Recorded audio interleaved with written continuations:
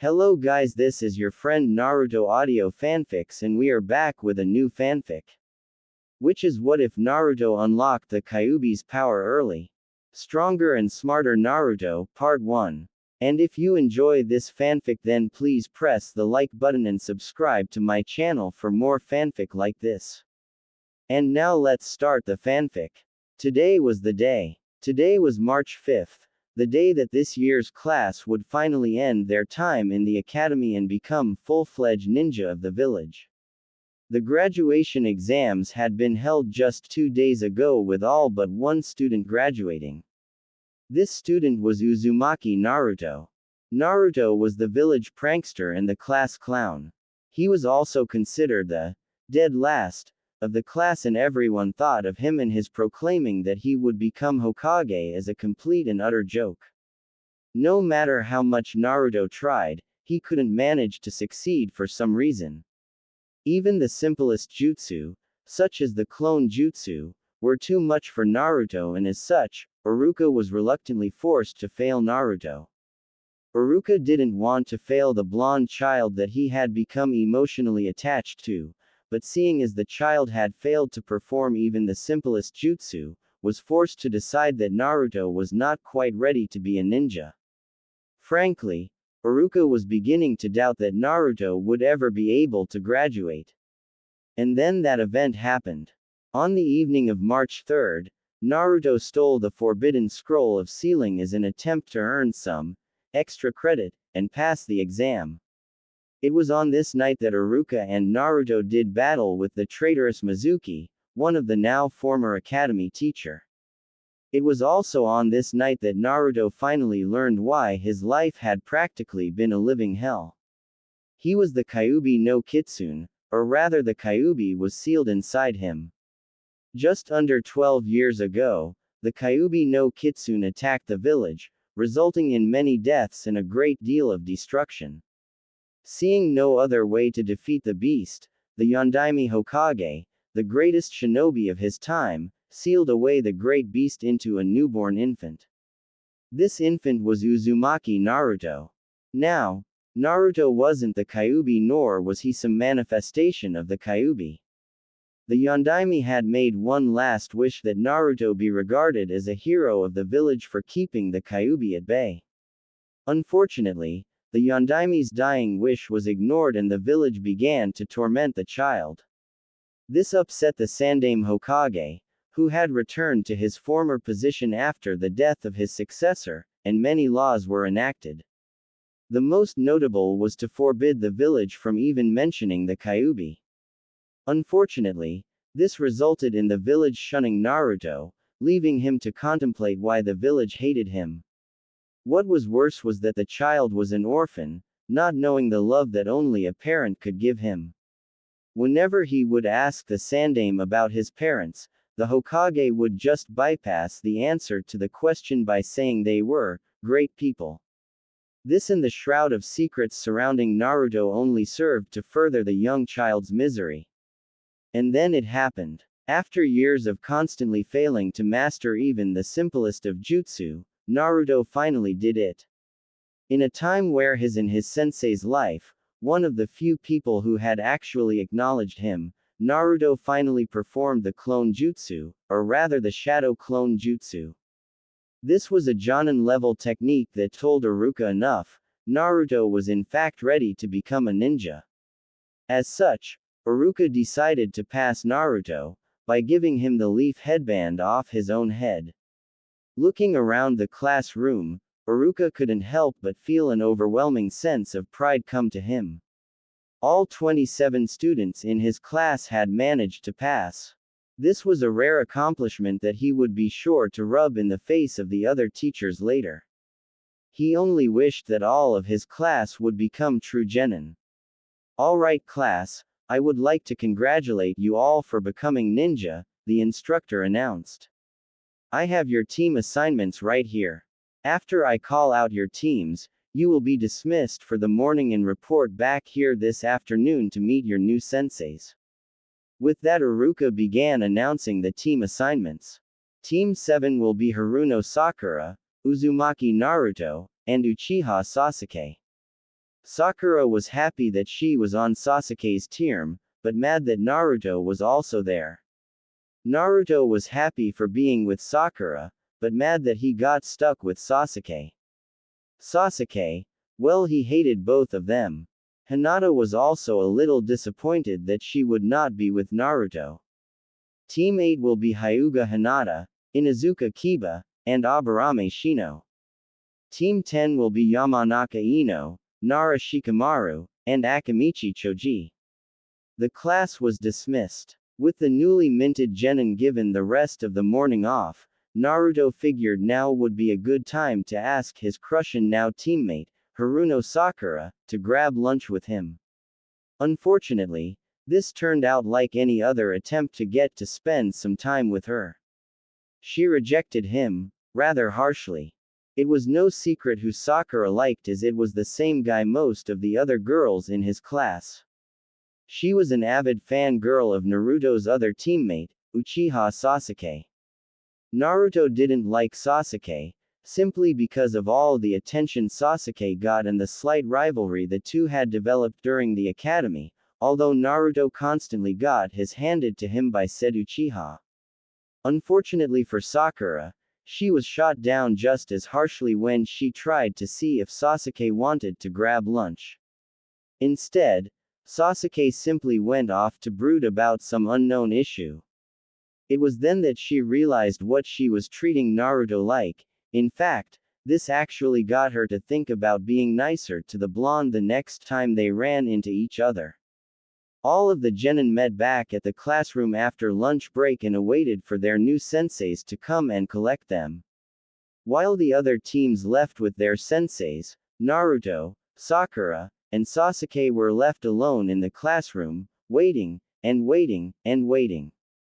They had been waiting for just over 2 hours before someone finally came into the room. It was their Jonin sensei, who had somehow managed to fall for one of Naruto's more obvious and ridiculous traps. Naruto had wedged an eraser in the door, which would fall when the door opened.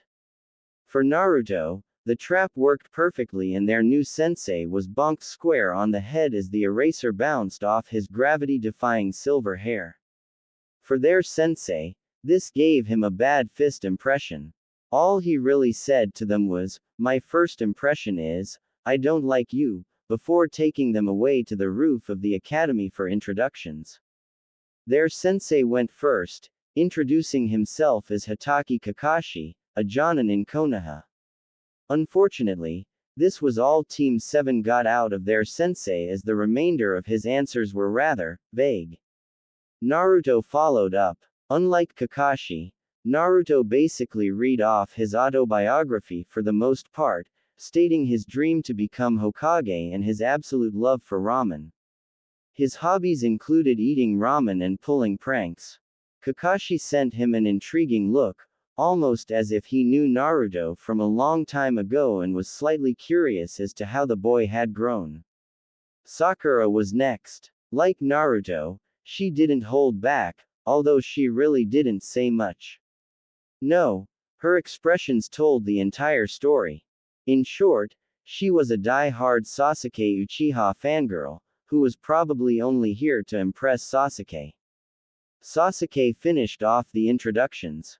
His introduction was much darker than the two before him, stating that he disliked many things and liked very few things.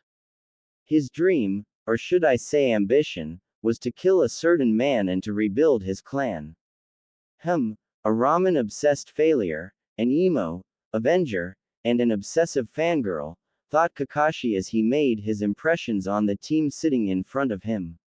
Sadly, this was going to be like every other team, they would fail his exam.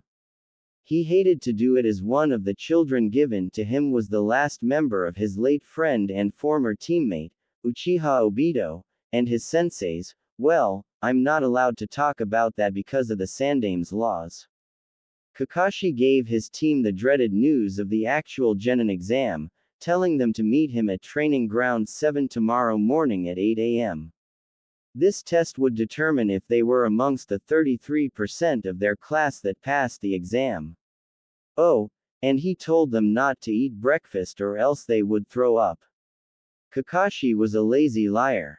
That was Team 7's second impression of Kakashi and one that they got before beginning the exam. They were told to meet up at 8 o'clock, but Kakashi didn't even bother showing until just after 10 o'clock. Furthermore, the "don't eat breakfast" part turned out to be a trick to simply make them suffer more.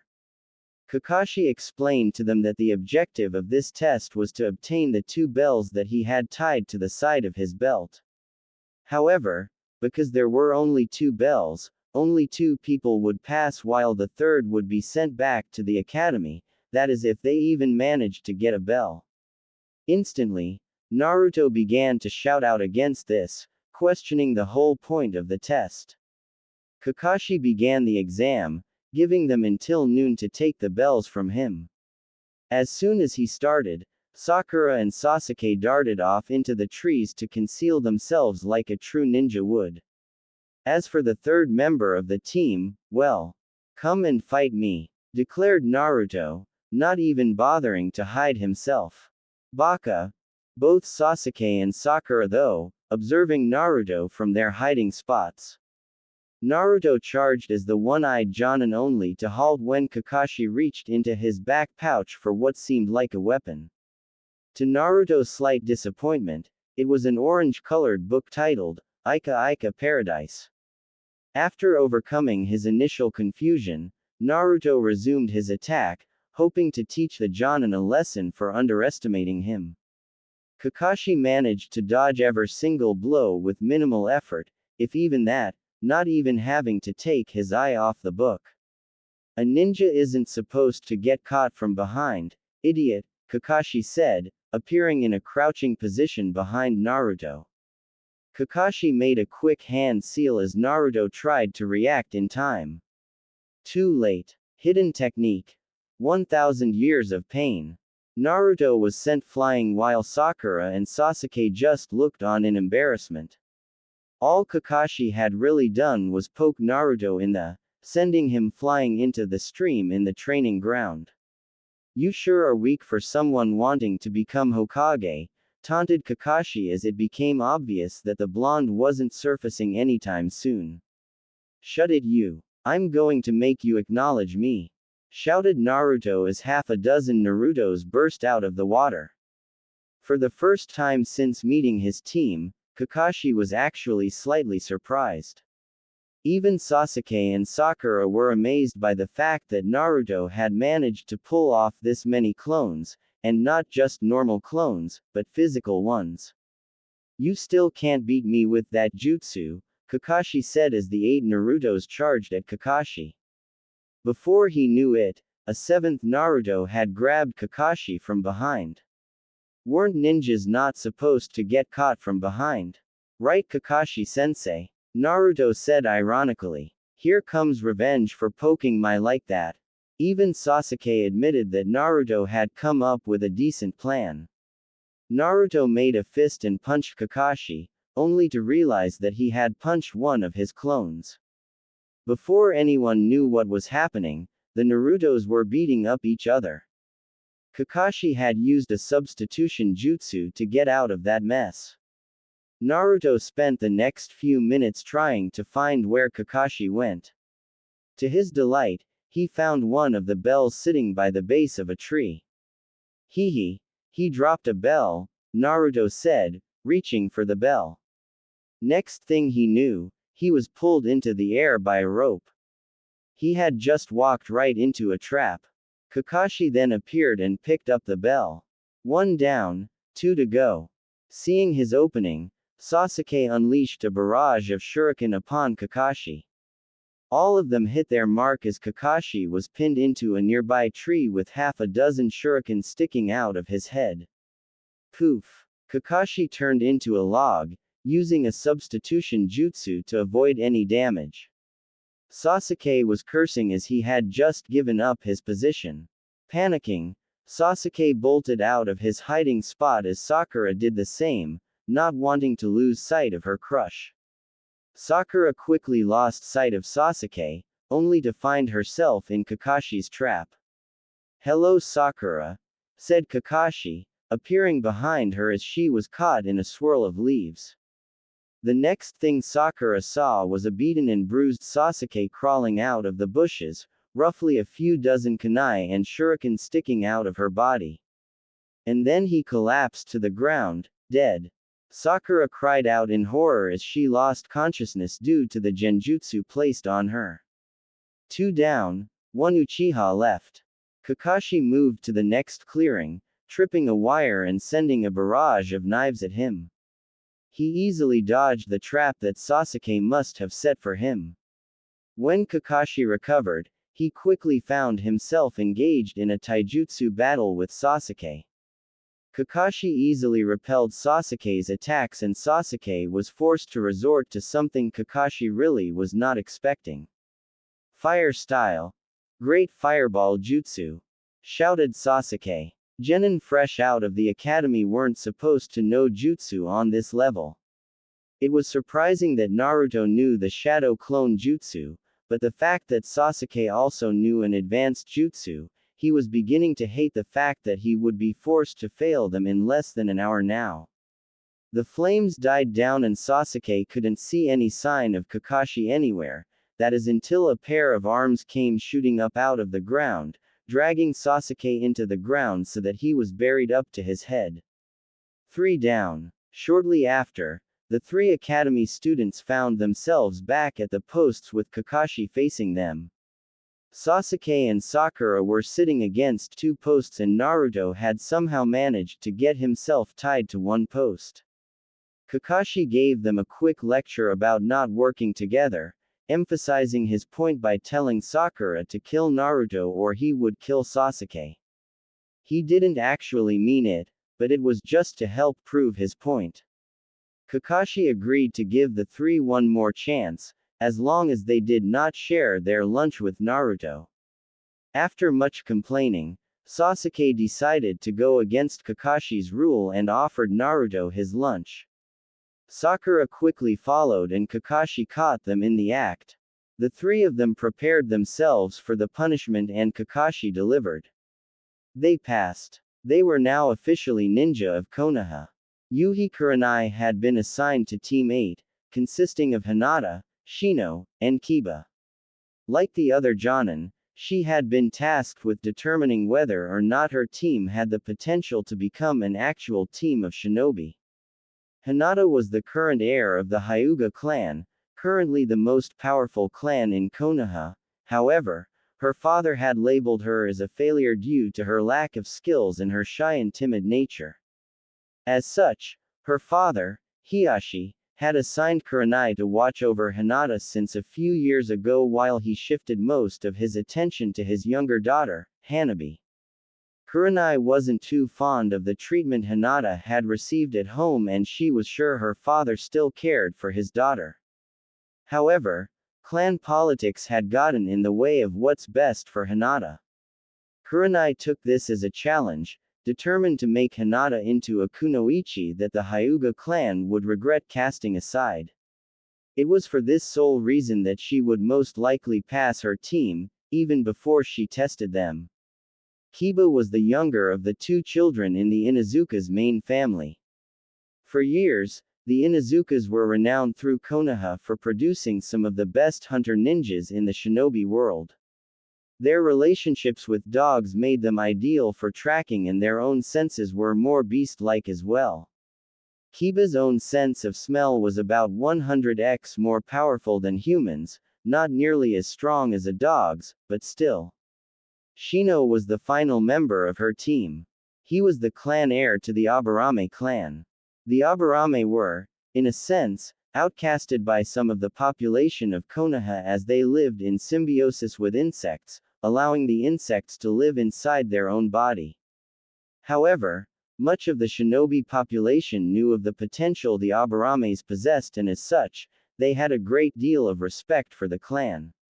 Shino's knowledge of the insect world and ability to make use of the faint chemical signals found in insect pheromones made him a valuable member in a team that was destined to become a great tracking team, if not the best. Kurenai saw the potential in this team to be great. She would put very little effort in testing them as she was pretty much set on passing them the moment she was assigned this team. Sarutobi Asuma had been assigned to the clan heirs of the Yamanaka, Nara, and Akamichi clans, as per tradition. Ino, Shikamaru, and Choji were the selected members of each clan who were destined to form the next generation of the Ino-Shika-Cho trio, Konoha's legendary combo rivaled only by the Raikage and his brother in terms of teamwork. Ino was, and still was, one of Sasuke's biggest fangirls. Like all the other Sasuke fangirls, this held back her own potential. If she could just focus more on her shinobi career and less on the last Uchiha, she would be one hell of a kunoichi. Shikamaru, like the rest of the male populace in his clan, was extremely lazy yet possessed superior intelligence that was seen nowhere else. Like Ino, Shikamaru had immense potential, but he held himself back as it would be too much effort for him to care about much else. Choji was the final member of his team. Choji was the heir of the Akamichi clan. The main problem with Choji, however, is that he cared more for food than shinobi training. Sadly, this was common in the Akamichi clan. Asuma would likely pass this team as well without much evaluation. He knew the three of them were destined to work together, like the generations before them. All he had to do was to get them out of their own little worlds and start working together.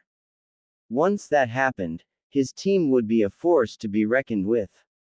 Sarutobi Hiruzen, the Sandaime Hokage, gathered all of the Jonin instructors assigned to this year's class. Like in the past, there was only about a 33% pass rate for all of the teams. In particular, the most notable team that passed was Kakashi's team. He had been assigned to test genin teams for the past 7 years and all of them had failed, miserably. However, this team had managed to pass. Many Jonin credited it to the fact that the Uchiha was assigned to him. Out of the nearly 1,000 students who graduated this year, only 300 or 100 teams were actually going to become genin. Naruto awoke early the next morning. He had finally done it. He was now officially a ninja. Yesterday, he and his team, Sakura Haruno and Sasuke Temu Uchiha, had passed the true genin exam and they were slated to start as true ninja today. Naruto went through his usual morning routine before leaving his apartment to meet up with his team. Meeting up at the training ground, he found that Sasuke and Sakura had already arrived, but Kakashi was nowhere to be seen. He remembered from the past 2 days that Kakashi had been late by at least 2 hours. Hopefully this wouldn't be a regular occurrence. Sadly it was. "You're late," shouted Naruto and Sakura simultaneously as Kakashi arrived 2 hours late. "Sorry guys. You see there was this old lady who needed help crossing the street and then she needed help," Kakashi was interrupted. "Can it?" shouted Sakura. "Yeah. Come on sensei, what sort of cool ninja stuff are we going to be doing today?" asked Naruto. "Well, someone looks eager to get started. So we will. Today we will be working on your teamwork," said Kakashi. Huh. All three of them looked at Kakashi with a dumbfounded look. "Why do we need to do that? Come on, we are ninja now. Can't we get either an exciting mission or a cool new jutsu?" asked Naruto. "No, not today anyways. I told you yesterday that the three of you will be working together in a team, so we will work on making sure the three of you can work together," said Kakashi. "But come on Kakashi. We are ninja now," argued Naruto. "No, buts. You are ninja and as ninja, you need to work together in teams," explained Kakashi. "Do you have a problem, or would you rather go back to the academy?" No. Teamwork is great," said Naruto sarcastically. For the rest of the week, Kakashi had them working on simple trust exercises, such as throwing a ball back and forth blindfolded or having someone guide another around a course while the one being guided was blindfolded. For the most part, these exercises went smooth, for the first hour that is. There came a point every time when Naruto would become fed up with the exercise and slip up somehow, creating tension within the group. Most of this tension was between him and Sasuke, with Sakura siding with Sasuke, always. As such, the exercise would go downhill from there. Kakashi sighed at his team's progress. Perhaps a mission might help things out. He had the right mission in mind that was designed to serve as a good first mission and help build teamwork. Is everyone in position? Kakashi called out through the wireless radios his team was wearing. I'm ready, called out Sakura. I'm in position, said Sasuke.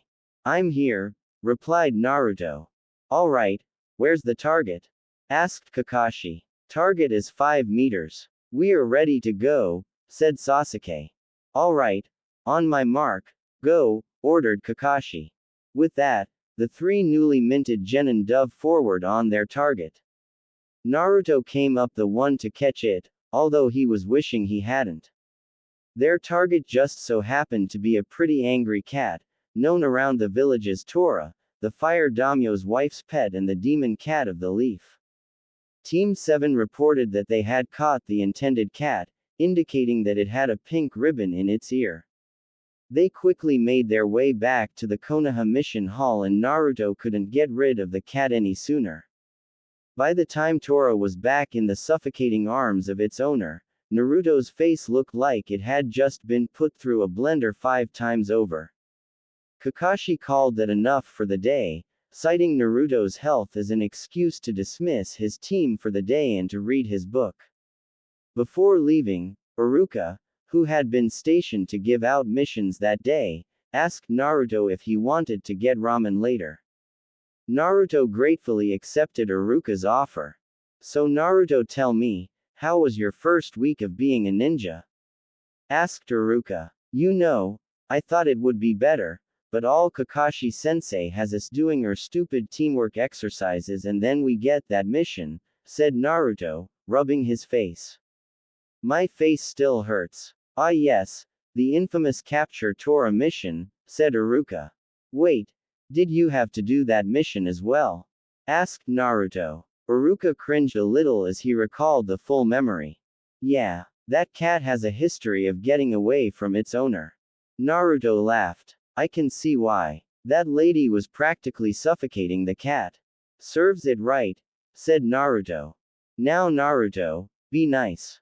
That lady is the wife of the fire daimyo and you won't believe how much money that cat brings into the village, said Iruka. Naruto looked at Iruka a little confused. All right, I'll explain. People hire ninja to do tasks ranging from catching a pet cat, all the way up to assassinations. We assign a ninja team to these missions based on the assigned ranking and the clients pay us a commission. Out of the commission paid, you get a certain amount of it, as well as the rest of your team, and the village takes its cut. This is main way a ninja village makes money is through the service of our ninja. The price of a mission depends on a few things, but the 2 main factors are the intended length of the mission and the assigned difficulty. Now, missions are assigned a difficulty rank ranging from D all the way to S. As a genin, you will only be doing D ranks for now, but you may get a C rank or 2 in the future once begin to prove yourself. Do you understand? Yeah, I guess. But still, said Naruto. Iruka laughed. Don't worry. Everyone has to go through D ranks. Think of it as a rite of passage that every ninja has to take. Eventually, there will be other ninja doing those missions and you will be doing things more exciting.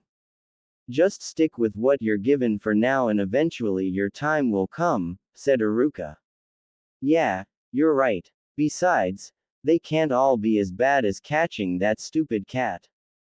Just you watch, in no time I'll be kicking and saving nations. Datbayo! Exclaimed Naruto. Naruto was walking back from their daily training session. It had been just over a month since he became a ninja. His current schedule consisted of alternating between missions on one day and training on the other day with a personal day for rest or whatever every week. Now this wouldn't have been so bad if it hadn't been for the missions they were stuck doing or the training, if it was even that Kakashi had them doing. The missions were more of chores. In the past month, his team had accomplished 10D ranks which consisted of menial tasks such as painting fences, weeding gardens, delivering baked goods, picking up trash, and the worst of them all, catching that damned cat. Sure, Iruka-sensei told him a few weeks ago just to put up with them, but this seemed just like a waste of his amazing ninja talents. It was also on these missions where he always seemed to screw up somehow, and as a result, Sasuke had to come to his rescue, causing Sakura to fawn even more over Sasuke for acing so cool and heroic. Naruto would then get yelled at, usually by Sakura, for not taking things seriously. Well, perhaps if he was taken more seriously and given something that an actual ninja would do, then he would actually take the mission more serious.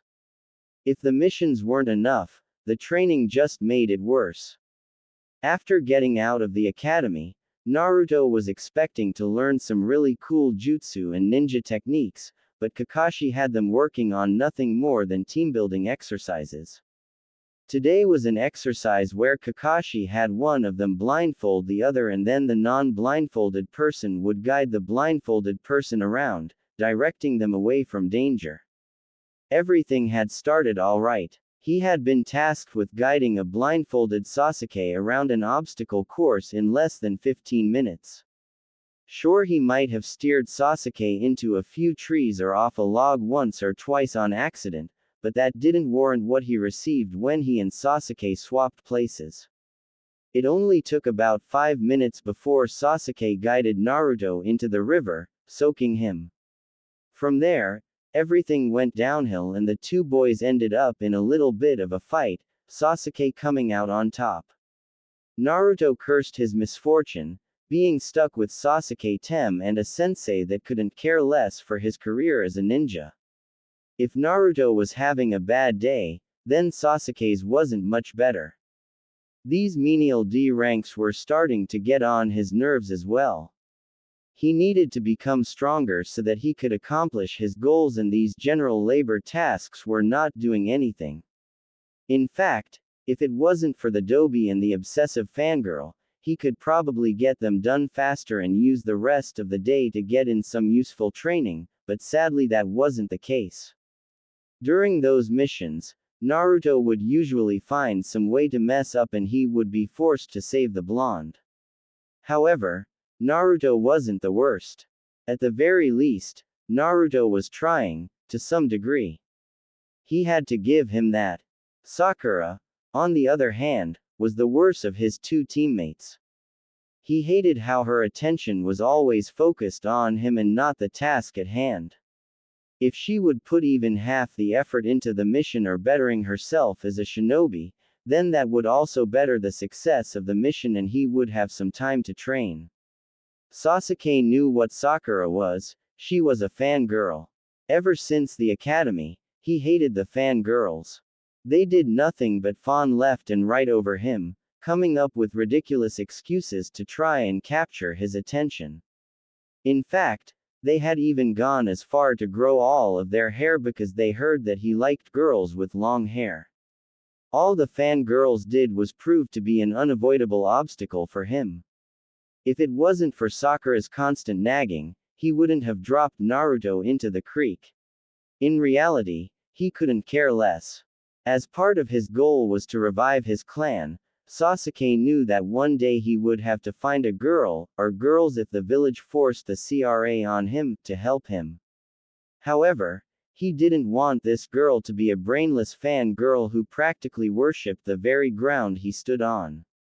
No, he wanted a girl that was strong in herself. He wanted someone who could stand against him and tell him he was wrong when he was. He wanted someone who didn't care if he was an Uchiha. Sakura was nowhere near that someone. Sasuke could also care less for the team-building exercises. To him, they were nothing more than a waste. He needed to kill someone, and in order to do such, he needed power. He needed training. Not this. He needed real training and he needed real missions to test his abilities. Sakura was nearly the exact opposite in terms of Naruto and Sasuke when it came to these missions. She didn't mind the menial missions or the labor. In fact, she rather enjoyed them as it gave her an opportunity to spend some quality time with Sasuke. The only thing she disliked about the missions happened to be Naruto. He always seemed to get in the way of her and Sasuke. Sakura wasn't complaining so much. She had been slightly nervous when she started as a ninja, afraid that she would be thrown directly into some life-threatening situation. She had heard of the shinobi lifestyle from her father. He was a former shinobi, nothing special, who retired from that life a few years after she was born as he had nearly lost his life during a mission with their former sensei, Iruka. When she told her parents that she wanted to be a shinobi, they questioned her decision, but eventually ended up supporting her. Nonetheless, there was still a fear that she was getting in over her head. Regardless, this choice wasn't too bad as it put her on the same team as just about every 11 to 13-year-old girl's dream guy, Sasuke Uchiha. Naruto had just finished up dinner one night after yet another day of D ranks. It was now 6 weeks since his start as a ninja and he was really getting fed up with the current program. Kakashi still had them doing teamwork exercises with some physical conditioning involved. Yet, Kakashi still refused to teach them anything ninja-like. Coming out of Ichiraku, receiving some of the typical glares from the villagers, Naruto spotted someone he hadn't seen since the academy. It took him a few minutes to realize who it was exactly, but it came to him. That someone was Hinata. He had always thought of her as a weird and dark girl who just sat in the back and never talked to anyone. In fact, she was the exact opposite of most of the girls in the class. She was one of the very few, possibly the only, girls that didn't fawn over Sasuke. But there was something else. She was also the only one in the class that was never mean to him. Naruto hadn't seen anyone else, besides Sakura and Sasuke, since the graduation from the academy. Well, actually, he had seen Shikamaru and Choji once, but they were busy chasing after that damned cat. Hey, Hinata! Shouted Naruto. He was just looking for someone else to talk to from his class besides Sasuke and Sakura.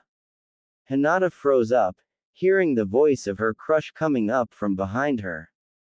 Naruto, she stuttered, looking frantically for something to hide behind. She found a nearby post and used that as cover although she peeked out from behind, glad that Naruto was talking to her. Hey, you still have your headband! Exclaimed Naruto, noticing the forehead protector around her neck. Besides his own team and Team 10, Naruto didn't know who the other teams who passed the Genin exam from his class were. Kakashi had mentioned that there were 3 teams from his class, but he didn't know who the other team was, until now. That means your team passed the Genin exam. Why yes we did, Naruto. I'm glad TTOSCT that you did as well, replied a stuttering Hinata. Wait, you're actually glad that I passed?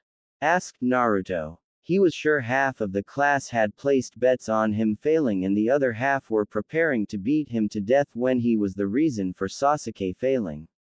I always knew why UW would, she said. You did? Asked Naruto, getting a slight smile on his face. Thanks. I'm glad you passed as well. Everyone in your family must be proud of you. Hinata was happy that Naruto had acknowledged her, but at the same time, she was wishing that he hadn't brought her family into this.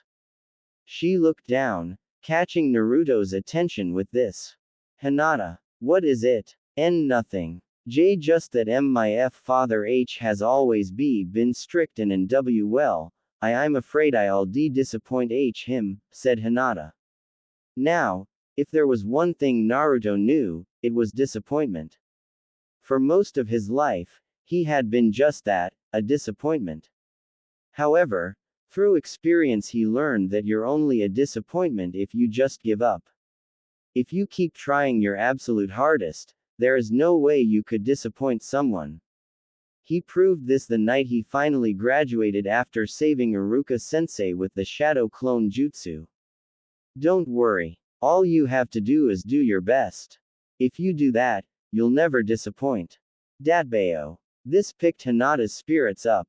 If there was one thing she always admired about Naruto, it was his never give up attitude. It was around that time that another man came onto the scene. Hinata-sama, let's go.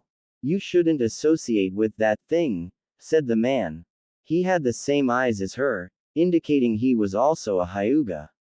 But Hinata tried to protest. No, Hinata-sama, he's not right. You can't believe anything he says, said the Hyuga as he took Hinata away.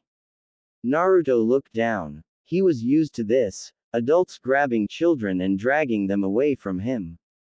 He knew why, thanks to Mizuki's big mouth and an explanation later from the Hokage, but he still didn't understand. He wasn't the Kyuubi, he just had the beast sealed inside him. But he told me to not give up.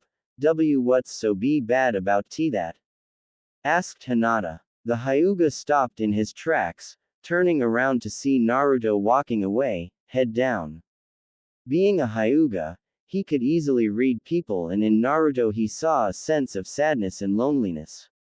He hadn't seen this before, probably blinded by the whole Kyuubi thing. After what Hinata told him, he finally decided to take a good look at the boy. Perhaps he was wrong. This boy was trying to encourage Hinata, something she didn't normally receive at home. Perhaps he wasn't the demon the entire village saw him as. A group of men came walking past the two Hyugas, obviously coming from a bar. Hey, it's that thing. One of them exclaimed quietly to the rest of his group so that Naruto wouldn't hear. The other men picked up various objects lying around in the street and alleys, including a broken bottle of sake, a wooden plank with a few rusty nails, and even a rather large wrench. The men snuck up behind Naruto, ready to beat him as the other villagers just simply watched. Most of the villagers were hoping that the men would give Naruto a good smack or two before some of the Anbu intervened. To them, it was one of the more entertaining things in the village, watching a few people take a shot as the one they labeled, Demon Child. Naruto felt something coming up behind him. This was a familiar feeling to him and he learned how to detect it. If he didn't know how to detect it, he most likely wouldn't be alive. It was the feeling of someone wanting to hurt him. Naruto turned around just in time to see the group of men charge towards him. He did what he would normally do, he began to run. Naruto had gotten halfway down the street when he realized no one is following him. He turned around to see those men on the ground unconscious and the Hyuga man, holding Hinata's hand, standing over them. It was obvious that he had knocked them unconscious. Hinata was a little surprised that her caretaker had actually decided to help Naruto. For as long as she could remember, he did everything he could to keep her away from Naruto. Naruto approached the Hyuga with caution, not sure if this was some sort of trick. Honestly, I don't really see why they hate you so much. You're nice to Lady Hinata, so you can't be that bad, the Hyuga said. Naruto was pretty sure he had just managed to make another friend. Thanks for the help back there. Replied Naruto, not sure of the man's name. I'm Ko Hyuga, pleased to make your acquaintance, Naruto, said Ko. Hinata hid behind her caretaker, blushing a little. She was also wondering if this meant that Ko would actually let her talk to Naruto from now on. I'm sorry, but it is getting late and Hinata-sama's father is expecting her home. Perhaps we will see each other some other time. Ko's last remark encouraged Hinata that perhaps he wouldn't try to force her away from Naruto. Naruto, Sasuke, and Sakura showed up at the training grounds the following morning at 10:30. Kakashi had told them to meet up at 9 a.m., but they had already gotten into the routine that Kakashi was going to be at least 2 hours late. Sakura had started the day out as she normally did, trying to get Sasuke's attention and ask him out on some sort of date. After a while, Sakura gave up for the moment, but she would be back. Just after 11 a.m., Kakashi finally showed. "You're late," shouted Naruto and Sakura. "Good morning. Sorry I'm late, but there was this little old lady and..." Kakashi stopped as he saw Sakura getting angry with him. "Anyways, I'm here, so who's ready for some wonderful team-building exercises?" As soon as he mentioned it, all three members of Team 7 looked at Kakashi with killing intent. They had all just about had it with these exercises, even Sakura, who saw them as a way to get to Sasuke. "We don't want none of your stinkin' team-building exercises. We've been doing those for what feels like forever," shouted Naruto. "I think it's about time that you finally teach us a cool ninja technique or something, right guys?" Naruto looked to Sasuke and Sakura for support and surprisingly, he got it. "The Dobi is right, Kakashi-sensei. Those team-building exercises of yours aren't getting us anywhere," said Sasuke. Kakashi was feeling slightly insulted that they were attacking his team-building exercises. Even Sakura had to agree with Naruto, and not just because Sasuke agreed. Kakashi sighed. He was wondering when this day would come. "Alright, I suppose we've done enough of those exercises for now," said Kakashi in defeat. "I suppose it's time we work on your guys' chakra control." "Why do we have to do that? We spent the last 4 years learning how to control chakra," Naruto blurted out. "We get our first real training session. Now why can't you teach us a cool new jutsu or something?" "Naruto, chakra control is very important. Without the proper control, you would never be able to master anything above AD rank jutsu," Sakura said after smacking him upside the head.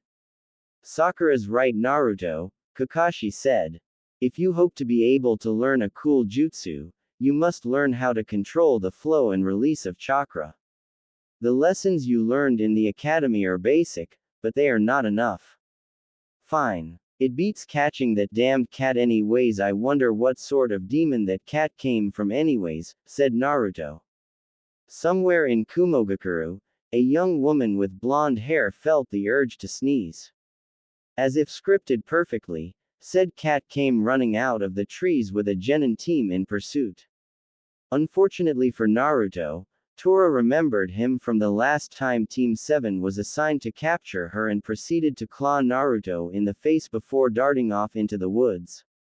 "I swear that the village makes more off of that cat than all the other D and C ranks combined," said Kakashi quietly. "Anyways, today we'll be working on the first of the regular chakra control exercises, the tree climbing exercise." "Tree climbing?" Sakura questions while Naruto and Sasuke looked on with a bit of curiosity. "Yes, it's the first exercise in chakra control.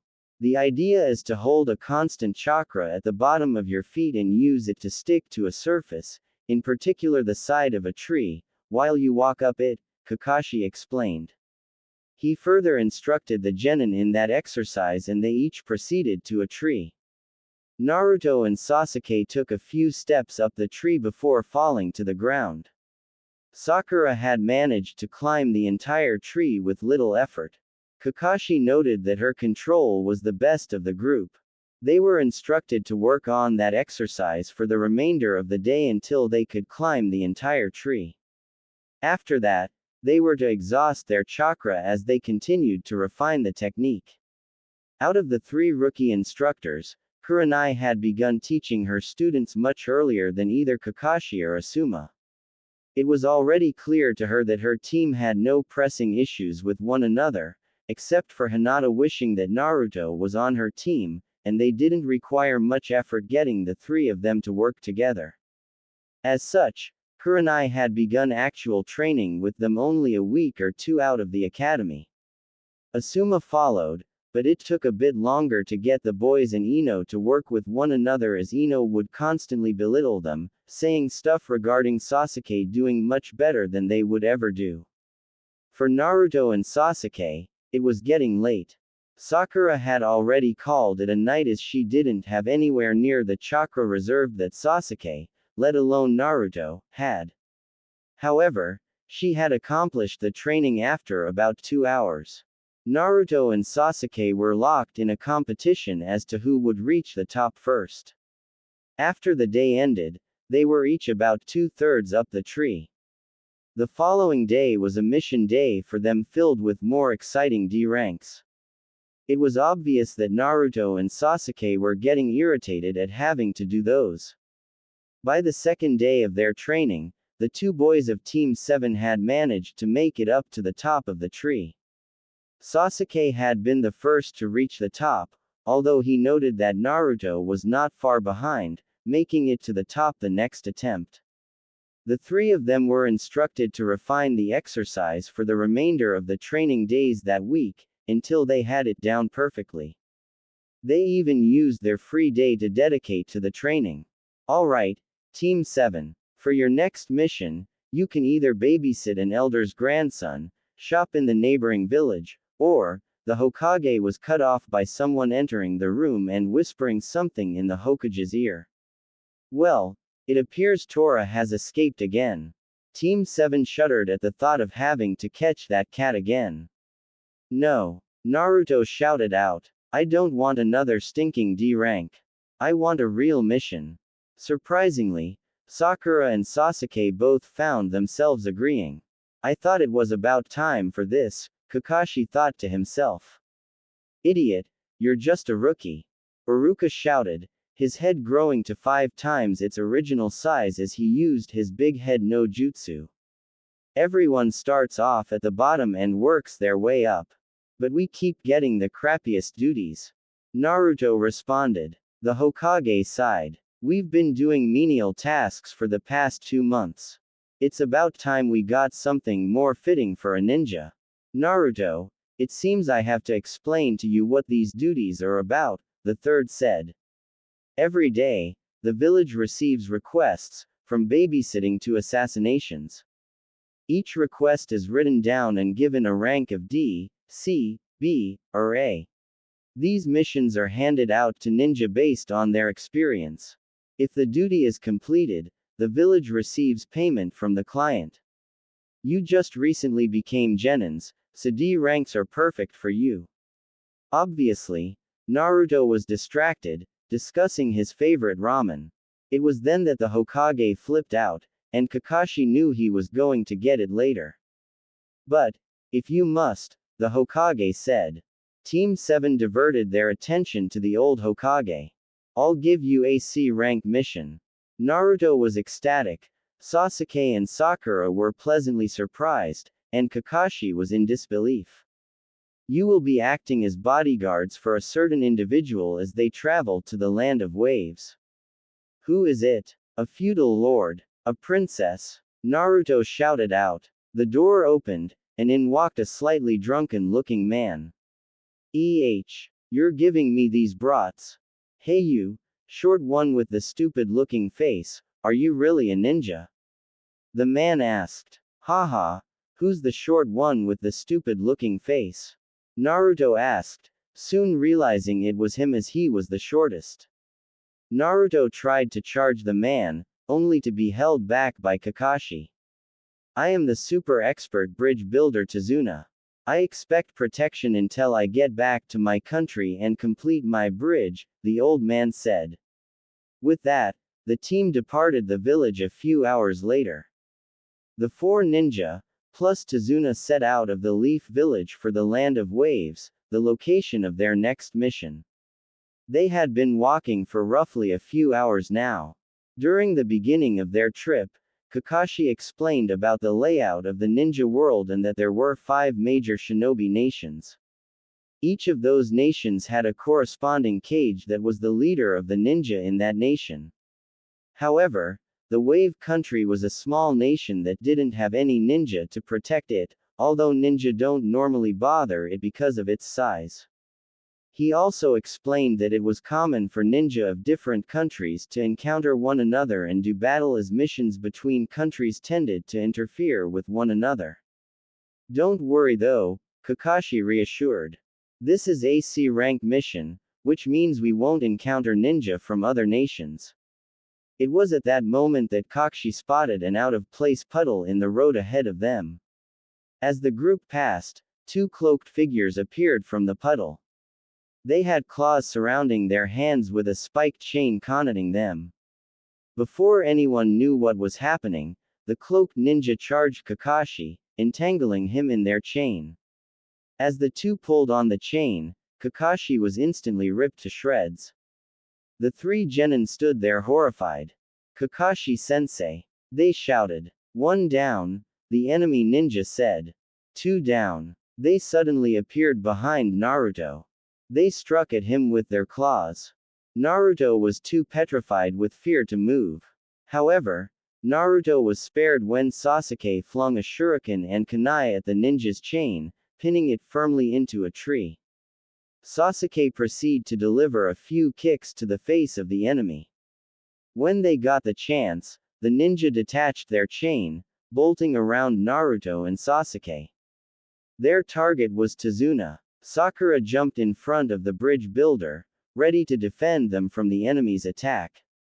Before they could strike, Kakashi appeared and knocked the pair to the ground, unconscious but not dead.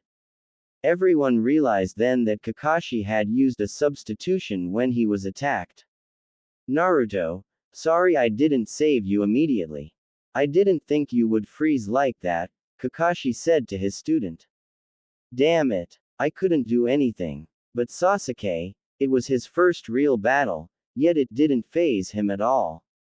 He saved me. Naruto thought to himself. Hey you, Sasuke said to Naruto. You alright, scaredy cat? Naruto was getting really pissed at Sasuke's smugness until he realized a wound on his hand. Naruto, save it for later, Kakashi said, picking up on the wound as well. Their claws are poisoned. We must open the wound and remove it, or you will die. Kakashi turned his attention to their client. Tazuna, I need to talk to you. These are Kurigakuru Chunin. The two ninja finally woke to find themselves tied to a tree. How did you read our movements like that? One asked. On a sunny day like this, when it hasn't rained, there is not going to be a puddle, Kakashi explained. If I wanted to, I could have killed you, but I needed to know who you were after. Ninja attacking ninja is something we have to deal with, but their target wasn't one of us, right Tazuna? Everyone turned to the bridge builder. We haven't heard that there were any ninja after you. We were only hired to protect you from thieves or gangs. This was supposed to be a C rank mission, but it has now become a B rank, if not an A- rank. I'm sure you have your reasons, but the mission becomes more complicated when information is left out. Sorry, but we aren't ready for this mission. We need to head back and get Naruto some medicine for that wound, Sakura said, a little relieved. Unfortunately for her, Naruto had to open his mouth. Suddenly, blood splattered to the ground. Naruto had pierced his own hand with a kunai. Everyone looked on in shock.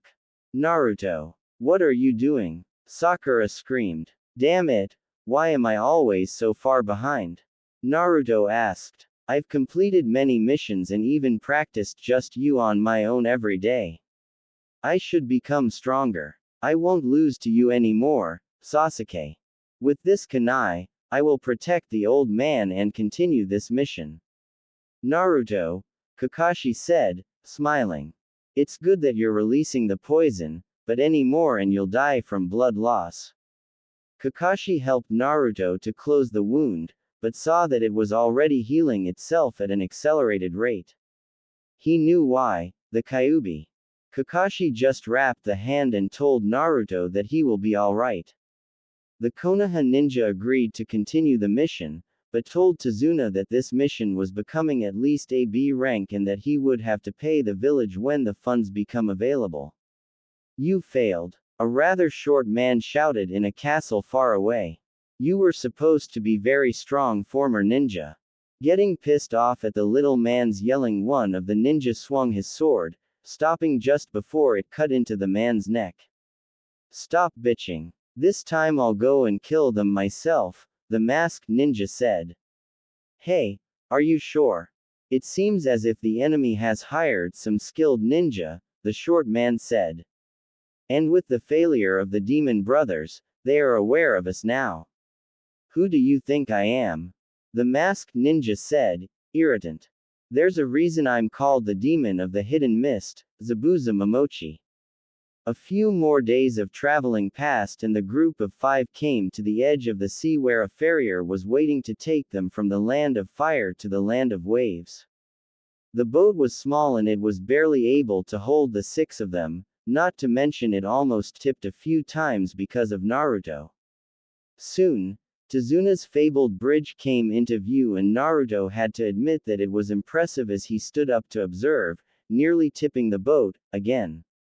Wow, it's huge. Naruto shouted out. Suddenly, he was silenced by Tazuna and the farrier. Why do you think we are hiding in the mist and the motor isn't running? We don't want Gato to find us. The farrier said. Who's Gato? Sakura asked. He's a wealthy shipping merchant known across the great nations. He came to our country, promising a boom to our economy. However, after a little, it was clear that he was only taking over our economy for his own gain. He quickly took control of our shipping companies, the major source of income for us. Over time, he took over our economy using his secret drug trade and some of the ninja he employs. Through force, he now has a monopoly on all shipping traffic into and out of our country, Tazuna explained. The only thing he has to fear is the completion of that bridge. So that is why those ninja were after you, Sasuke realized. But why did you hide the fact that ninja were after you? Because of Gato, the wave country is poor. Even the feudal lord has no money. We can't afford an expensive B-rank mission right now. Tazuna explained. The group got off the boat, but Kakashi had an uneasy feeling. He knew that if they attacked again, it would be by Jonin-level ninja this time. Suddenly, Naruto heard something off in the bushes and tossed a few shuriken, just barely missing a poor rabbit. However, Kakashi was even more suspicious. The rabbit was a white snow rabbit, yet it was late spring. Suddenly, Kakashi knocked his team to the ground as a large sword came flying towards them. When Kakashi looked up, he saw a man standing on the hilt of the blade, Zabuza Momochi. Everyone stay back. This guy's on a whole different level, Kakashi said. He lifted his headband to reveal a red eye with 3 black marks, a Sharingan. Hey, so you would be Sharingan Kakashi, Zabuza said. This shocked Sasuke that Kakashi had a Sharingan, the dojutsu of his clan. I already get to see the famed Sharingan, I'm almost honored. What's the Sharingan? Naruto asked. It's one of the 3 great dojutsu, also known as the copy wheel, Sasuke explained, as it was part of his clan. It's said that the Sharingan gives the user the ability to defeat all types of taijutsu, ninjutsu, and genjutsu. But that's not all. Hehe. That's right, Zabuza said. What's even scarier is that you can copy your opponent's techniques once you see them. Kakashi, when I was a Jonin for the Hidden Mist, there was a page in my bingo book about you. It said that you had copied over 1,000 jutsus. What's going on? The Sharingan only appears in a select few members of the Uchiha clan. Sasuke thought to himself. Zabuza jumped off the tree and landed on water, just a few meters away. Kakashi attacked the ninja, who just turned to water, revealing it to be a water clone. Before Kakashi knew what was happening, Zabuza appeared behind him. Sweden. Water prison jutsu, Zabuza called out as Kakashi became trapped in a ball of water. Zabuza then made another water clone to deal with the kids while he held Kakashi prisoner. HMPH. Wearing headbands and acting like ninja, the water clone said. But you know what? A real ninja is someone who has survived numerous brushes with death. Basically, once you're good enough to be listed in my bingo book, then you can call yourself a ninja. The clone disappeared, only to reappear and kick Naruto, sending him flying and knocking his headband off. Take Tazuna and run. You're no match for him. His clone can't move far away, and he's stuck here keeping me prisoner, Kakashi yelled out. As the clone began to move towards Naruto, he thought he was really going to die there. He froze again, but suddenly realized the oath that he had sworn a little while ago. Naruto charged at Zabuza, only to be sent back to where Sasuke and Sakura were standing. However, he got what he wanted. Naruto was able to reclaim his forehead protector from Zabuza's clone.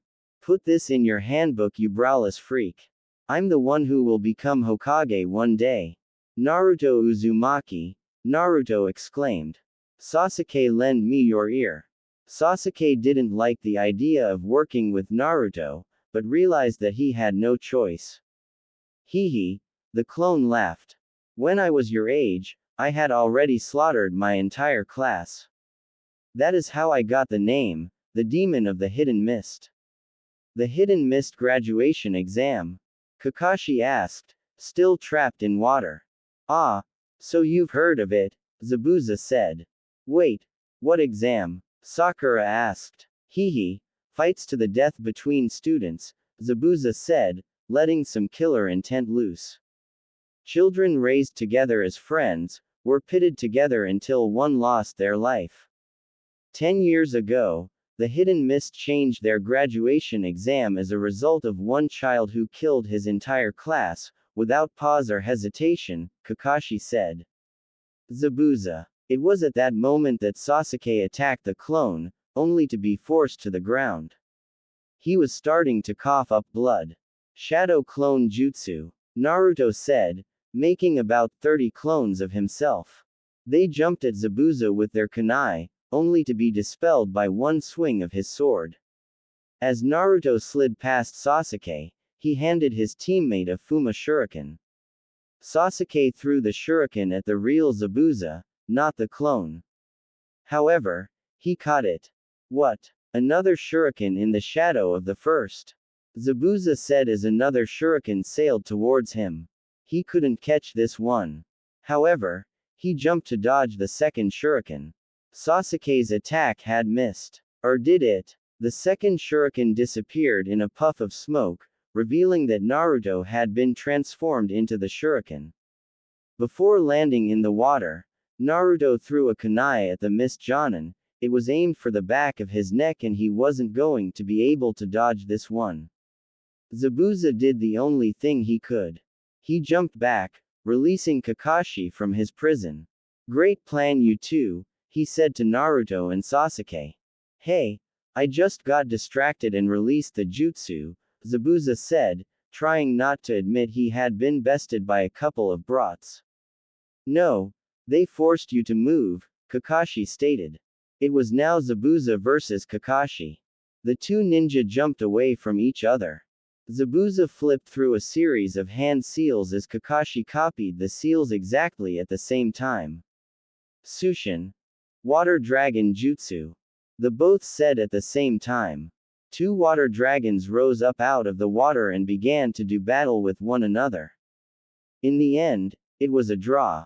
Zabuza was shocked that Kakashi was following him so close and so exact.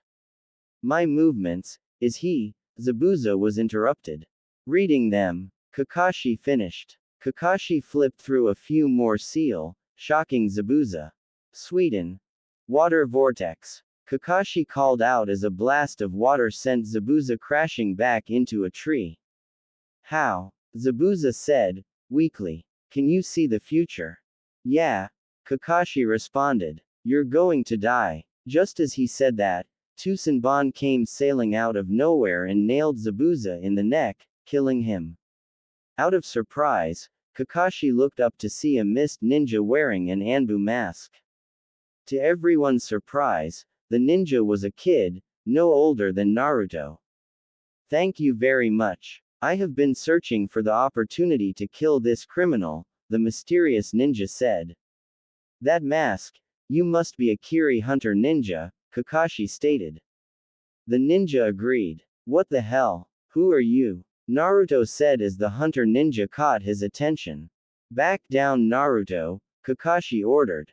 He's not our enemy. It's not that. He killed Zabuza, our enemy, that easily. Who the hell is he? Naruto blurted. Naruto, in this world there are kids younger than you, but stronger than me. Just accept that fact, Kakashi stated. With that, the hunter ninja took Zabuza's body and disappeared. For Kakashi, something still wasn't right, and it wasn't his lack of energy as he collapsed to the ground. The three genin and Tazuna then proceeded to carry their lazy sensei's body towards Tazuna's house. Back near the site of the battle, the mist ninja was preparing to do something with Zabuza's body. He pulled out a pair of scissors to cut the bandages off Zabuza.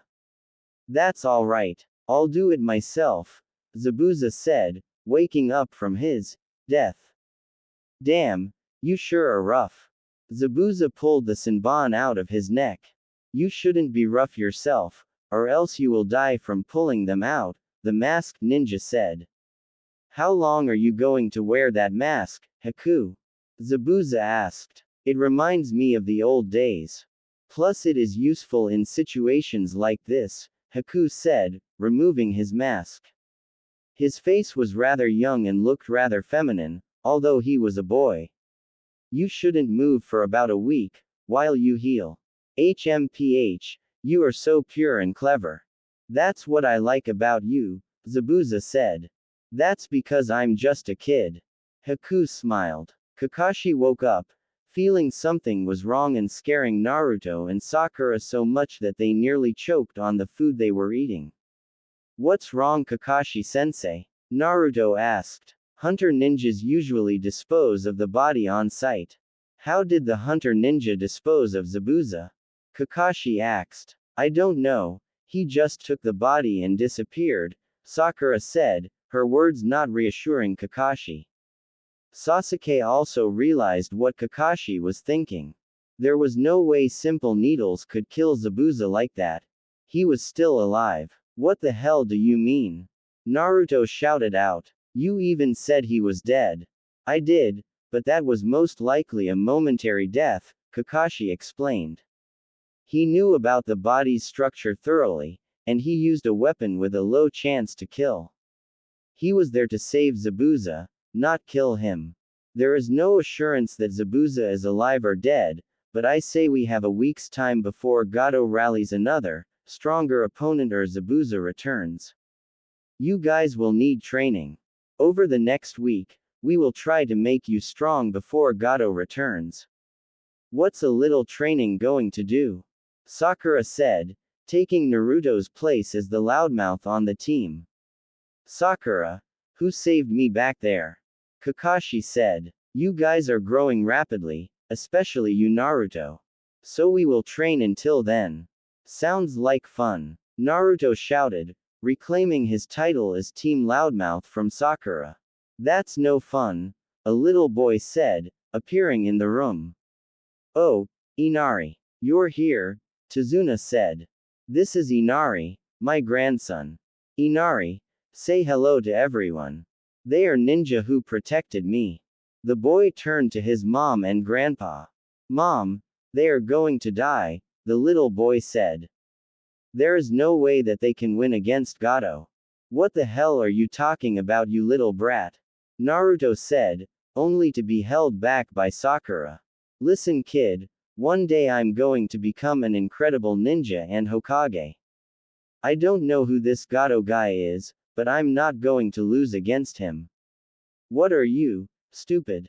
Inari responded, sending Naruto into an even greater rage. If you don't want to die, leave. With that, Inari left. Tazuna apologized for his grandson's behavior and explained to everyone how his father was killed by some of Gato's thugs. Naruto had followed the boy, who was in his room crying, but he decided to leave the kid alone. Kakashi had brought his team out to the edge of a lake. Kakashi knew it was true, Zabuza was alive, and he would most likely be back. With the false death that the Hunter Enin had put Zabuza in, Kakashi figured he had about a week to get his team ready for the inevitable rematch with Zabuza and whatever else he brought with him. Kakashi-sensei, so what are we doing? Asked Sakura. Easy. We are making you stronger, replied Kakashi. I have the next chakra control exercise for the three of you, water walking. What? Water walking? Asked Sakura and Naruto in unison. Was that even possible? Apparently it was. Kakashi demonstrated by gathering chakra in his feet and hobbling with his crutches out onto the water, remaining afloat on top of the surface. Naruto and Sakura looked on in amazement with Sasuke looking on with an indifferent expression. You are to expel chakra from the base of your feet at a constant rate, keeping you afloat on the surface, explained Kakashi. You saw how I did it, now I want the three of you to try, he instructed. Naruto was the first to try, gathering chakra into his feet and taking a step out onto the water, only to fall straight in, soaking himself. Sakura was next. Much to Kakashi's surprise, she had managed to stay afloat, even though she was bobbing like crazy, trying to get herself to stabilize. After a few minutes, she finally had the flow of chakra down and was standing on the surface just like Kakashi was. Wow, Sakura, it's great that you can already do that, shouted Naruto. Sakura turned around, giving a slight smile while scratching the side of her face. She had hoped to get a positive response from Sasuke, not Naruto. Sasuke was last, confident that he would get it. He took a step onto the water. Like Naruto, he fell through the surface. Kakashi instructed the three of them to work on the exercise. Since Naruto and Sasuke hadn't gotten it done yet, they had to get the technique down first. Sakura, on the other hand, had already managed to stand on the water after the first attempt. Kakashi attributed her success to her superior chakra control over the two boys. For the next 2 days, Kakashi had all three of them working on the exercise. He had Sakura refining the technique by doing various physical exercises such as running, jumping, and skating on the surface of the water. Sasuke and Naruto were still struggling to get the water walking exercise, and much to Sakura's delight, had resorted to taking off all but their shorts so their clothes wouldn't become any more soaked than they already were. It wasn't so much Naruto she cared for, but a shirtless Sasuke was too much to pass up. This was the one time in the exercise where she completely lost her focus and ended up falling through the surface into the water. At the end of the second day, Naruto and Sasuke were getting close. They were each able to hold the chakra flow for a few seconds before falling through. Like the tree climbing exercise, they had inadvertently turned this into some sort of competition, not wanting the other one to best them. Late at night, Sasuke managed to get the exercise down first, but Naruto was only an attempt or two behind, showing Sasuke that the Dobi really wasn't that far behind after all. Back at Tazuna's house, Naruto and Sasuke showed up, finally. Kakashi was glad that the two had finally got the basics down. He gave the two boys one more day to refine their technique while he and Sakura would join Tazuna on the bridge for guard duty. The following day, Naruto and Sasuke were back at the lake, working on the same thing that Sakura was doing the other day. Both boys were getting impatient by this as there was really no way for them to compete against one another. And then Sasuke made a suggestion. Naruto, fight me, he said. It was true, he wanted to fight Naruto. Even though he always wiped the floor with Naruto back in the academy, He had taken notice of the blonde's rapid progress. Now he wanted to fight the blonde. What? Asked a slightly surprised Naruto. You heard me, Dobi. Fight me, right here. The first one to either give up or fall through the surface loses. Or are you afraid, scaredy cat? Taunted Sasuke. That last phrase did it as Naruto accepted the challenge. That's it, I'm finally going to kick your and show to you what a good ninja I actually am. Naruto ran at Sasuke, only to receive a foot in the gut, sending him sliding back across the water and through the surface. Round 1 went to Sasuke. Come on, is that all you've got? Said Sasuke. Naruto picked himself out of the water and caught his breath. Hey, you wish, said Naruto. Shadow clone jutsu, he said as 6 clones poofed into existence and attacked Sasuke. All 6 clones in the real Naruto charged Sasuke, and he found himself actually finding a certain difficulty fending off 6 attackers at once. Perhaps there was something more to the Dobi after all. Sasuke won the second match as well, followed by the third and fourth. In Naruto's defense, he lost control of his chakra for a moment on the 4th try, falling through the water not because of Sasuke, but because of his own chakra control. But each time, the victory came with an increased challenge. Finally, it was getting late at night and the two boys had been going at each other for some time now. Both of them were getting tired and they could feel it. The both barely had enough energy to keep themselves afloat. Perhaps you're not so much of a Dobi after all. Let's go back, said Sasuke. That had been just what he wanted, some actual training that made him stronger, not just some meaningless running and jumping around on the surface of the water. Naruto stared at the Uchiha wide-eyed. Did Sasuke actually compliment him for once? Naruto grinned at the Uchiha. What's the matter, giving up already? He huffed. Dobi, you can barely keep yourself afloat. The last thing I need is to drag your unconscious and drowned body back to Kakashi, said Sasuke, panting as hard as Naruto. Both boys had to admit it. That last match was good enough to bring them to this point. To emphasize on that fact, they had to rely on each other to drag the other home. They finally made it home, only to collapse through the door. Sasuke! Shouted Sakura, rushing to Sasuke's side. What happened? You guys are all dirty and bruised. Hey, both of us, training, said Naruto. Kakashi smiled. Looks like the two of you have been sparring, he said. Sasuke grinned, kind of, and nodded. Good. That helps you train not only chakra control effectively, but also taijutsu. Starting tomorrow, you'll be joining us on the bridge, said Kakashi as the two dragged themselves over to the table and began eating just about anything in sight. Kakashi, Sakura, and Sasuke were at the bridge the next day. Naruto had managed to sleep in reality, they most likely forgot about him. At the bridge, there was a problem with the workers leaving their jobs. Apparently the thought of Gato was enough to scare off most of the workers. Having ninja around really didn't help. At noon, Tazuna decided to end work for the day.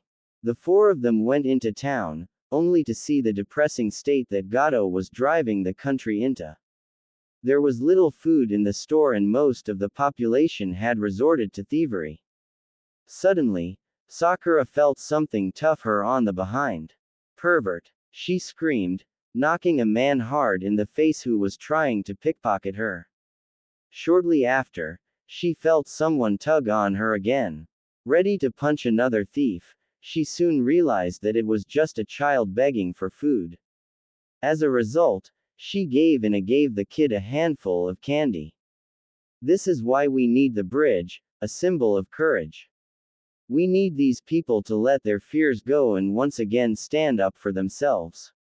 If that bridge can be completed, the city will return to the old times when it was prosperous and happy, Tazuna explained. The 4 of them left early for construction on the bridge. Once again, No one woke Naruto. As Naruto got up and realized that he was late, he headed off into the forest to use as a shortcut to get to the bridge. There, he encountered a beautiful young lady. Who are you? Naruto asked, trying to figure out what the lady wanted. Oh, is this the plant you are looking for? Yes, thank you, the woman said. Oh, that forehead protector. Does that mean you are a ninja? Yeah, you notice. I'm a ninja, Naruto said. And one day, I'm going to become Hokage, the strongest ninja in my village. The girl laughed. Do you have someone important to you? She asked. When a person has someone precious to them, they will truly become strong. Yeah, I understand that, Naruto said. I'm going to become strong so that I can protect my friends. The lady go up. You'll become strong, I know it. I hope we'll meet again sometime. I want to see how strong you've become, she said as she walked away. Oh, and by the way, I'm a boy. Naruto's world was shattered. That boy was almost prettier than Sakura, he thought. Arriving at the bridge, Naruto realized that more workers had left, afraid that Gato would kill them if they continued. However, with Naruto there, Tazuna got an idea. Hey kid, those clones of yours, he asked as Naruto looked at him curiously. Can they do anything else besides get hit with a sword? Naruto was now getting a little mad, but Kakashi picked up on Tazuna's thoughts. What he really means, Naruto, is make a bunch of your shadow clones and help with construction on the bridge. That way, this bridge will get completed sooner, and you will really be helping the village here, Kakashi said. Naruto actually agreed. To everyone's amazement, the work on the bridge had shown a lot of progress after that day. The bridge was now only a few days from completion. It was now 1 week since Team 7's encounter with Zabuza. For Kakashi, this meant that they would be seeing Zabuza or another opponent here shortly. As such, Team 7 was on high alert, except for a particular blonde ninja. Yes, Naruto had managed to sleep in once again. However, it was a good thing that he did. Suddenly, a knock came on the door, followed by a crash. Are you Tazuna's daughter? One of the men standing at the hole of a door said. He had long gray hair with a black cap. At his side was a rather large katana. Sorry, but I'm afraid you're coming with us. Tsunami knew she was in trouble. Out of reaction, she grabbed Inari, who was right next to her, and began to run. Before they knew it, the two thugs had her cornered. As for Inari, they only needed one hostage and one of the thugs was dying to cut something up. Should I kill him? The other thug said. This one was larger and more muscular than the first thug. He had a patch over one of his eyes and was also carrying a katana like his partner. Out of desperation, Tsunami did the best she could. You want a hostage, right? She said. If you even touch him, I will kill myself. The bandits were depressed by this. They had really been hoping to kill someone, but they needed a hostage and 2 dead bodies would do them no good. Inari had managed to escape, but the 2 thugs had taken his mother. Sitting in a corner, Inari began to cry and think on what Kakashi had said to him the other day, regarding Naruto. Flashback. You little sissy, Naruto said to him. At that moment, he got up and left the house. Kakashi followed him, hoping to calm the crying boy down. Inari, about Naruto. He didn't mean what he said, but you have to understand that, like you, he didn't grow up with his father around either. In fact, Naruto has never known either of his parents, Kakashi said, trying to calm the crying boy down. He has had a rougher childhood than you can imagine, but he always manages to see the best out of life. Perhaps, he's just tired of crying. He knows what it means to truly be strong, just like your dad. End flashback. After a few moments of reflection, Inari realized that he had to let the cry-baby in him go and grow up. He mustered his courage and pursued the bandits. Will I also become strong like Dad? He thought to himself. Upon reaching the bandits, he shouted out, getting their attention. The bandits turned around to face him and his mother called out for him to run. Get away from my mom! He screamed as he charged the bandits. The bandits drew their swords and proceeded to slash at the boy. Their attacks hit, cutting him to pieces, much to the horror of his mother. Inari! She screamed out. But, before she could say any more, Inari disappeared in a cloud of smoke, leaving cut pieces of wood. Sorry for being late. I've been doing that a lot this past week, Naruto said, holding Inari, who was unscathed. But a hero usually shows up at the last seconds anyways. Great job, Inari. Now let me take it from here. The bandits charged at Naruto, who was all alone, or was he? Suddenly, two figures appeared from behind and gave the thugs a good kick to the head. Before they became unconscious, the bandits turned to see two more Narutos coming at them with their feet only inches from their heads. Naruto then turned to Inari. Sorry for calling you a sissy yesterday. You're actually pretty strong. Inari began to tear up. Damn it. I promised myself I wasn't going to cry anymore. Now you're going to make fun of me. Inari said. Inari, it's alright to cry when you're happy, Naruto explained. With that, he headed off towards the bridge, knowing that something was wrong. Kakashi, Sasuke, Sakura, and Tazuna arrived at the bridge to find most of the workers either injured or dead. Before they could realize what was going on, the mist began to thicken as Kakashi realized that Zabuza had returned. Hehe, I see your brats are still shaking, Zabuza called out through the mist. Suddenly, they were surrounded by about a half-dozen Zabuzas. HMPH, I'm shaking from excitement, Sasuke responded as Kakashi signaled for him to go. With that, Sasuke defeated the clones with only a few movements of his knives, much to Sakura and Tazuna's surprise. The group looked up to see two ninjas standing before them, Zabuza and that hunter ninja from the other day. The brat has grown. Perhaps I have found myself a rival, Haku.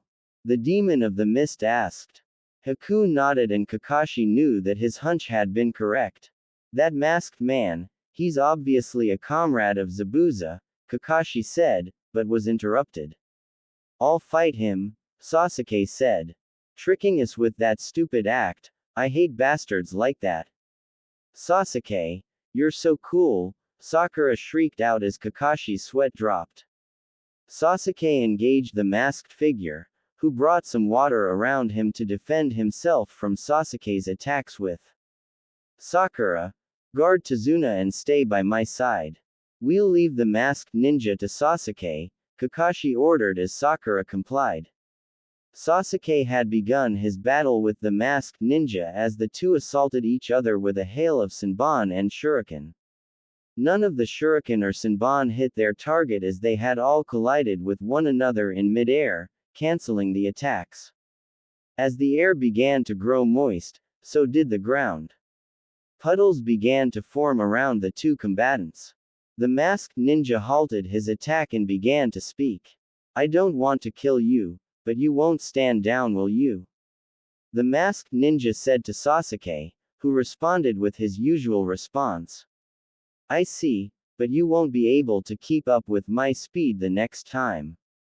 The ninja began flipping through a series of hand seals and Sasuke rushed towards him, hoping to stop him before he completed some sort of jutsu.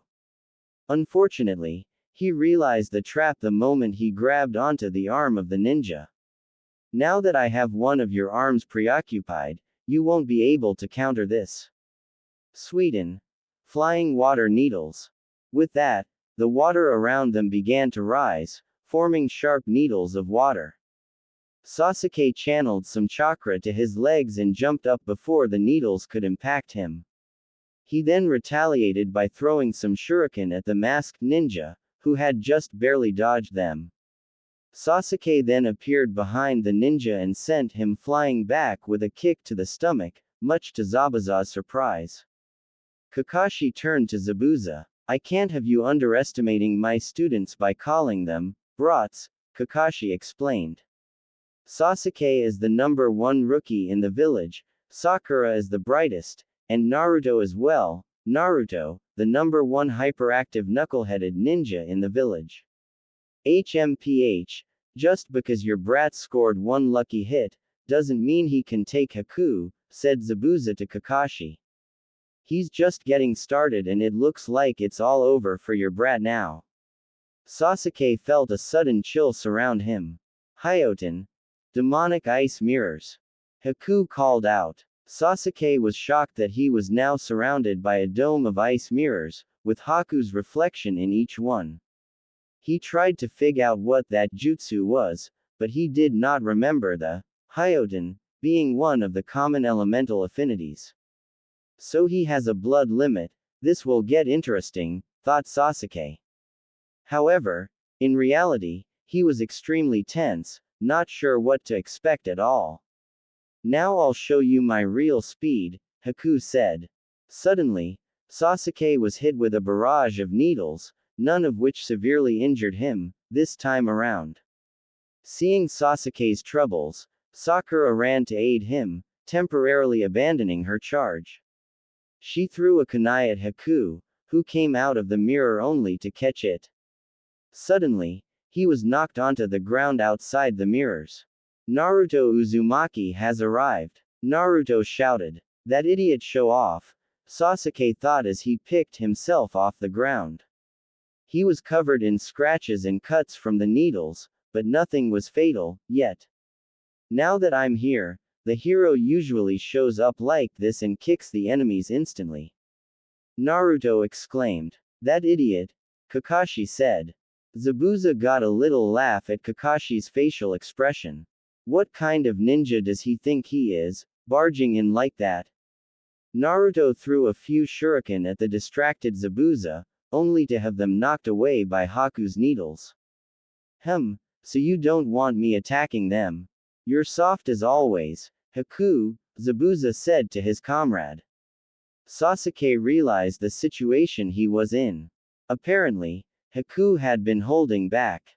None of those hits were vital, only mere scratches so far.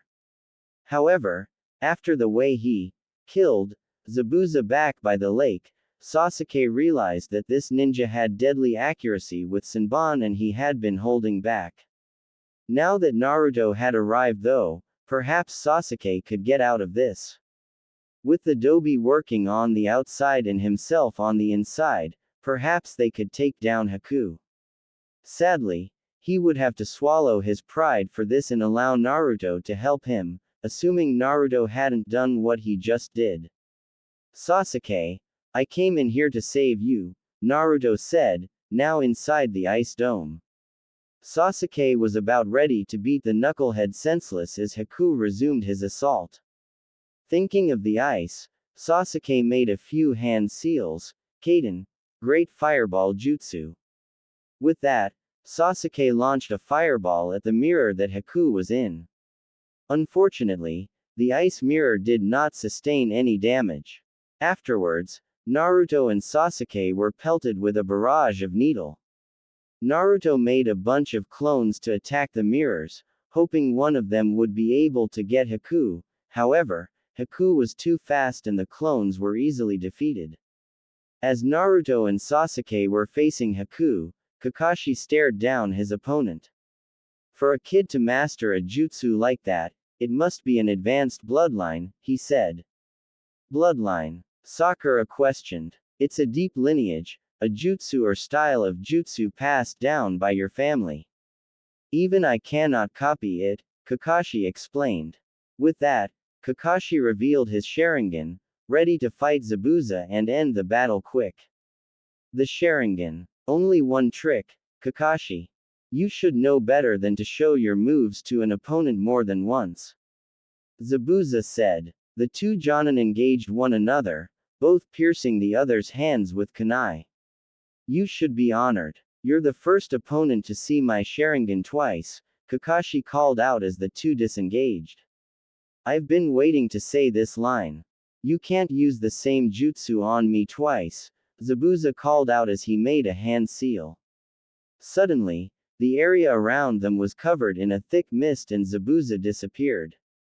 Back in the ice dome, damn it. I can't fail here. I have a dream I need to fulfill, Naruto said out loud. Haku then experienced a flashback upon hearing Naruto's words. Flashback. Dream. He remembered himself as a lonely child. His home in the land of water had just been destroyed after the Mizukage's persecution of people with bloodlines. Soon he saw Zabuza standing before him. An unfortunate child, Zabuza said. A brat like you is wanted by no one. You will die with neither freedom nor dreams. Hee, you have the same eyes as me, Haku said to Zabuza, striking some sort of emotion in the demon. End flashback. Dream. Becoming a true shinobi is difficult for me. If possible, I do not want to kill you, nor have you kill me. But if you come at me, I can destroy my kind heart and come at you as a true shinobi, Haku said to Naruto and Sasuke. This bridge is the place we fight to connect our dreams. Please don't hate me. I want to protect someone precious to me, fight for them, and make that person's dreams come true. That is my dream. For that, I can become a shinobi and kill you if I must. Zabuza laughed at what Haku was saying. He knew that Naruto and Sasuke had not killed anyone yet and that they did not know what it was like to truly become a shinobi. Kakashi heard this, but couldn't see anything.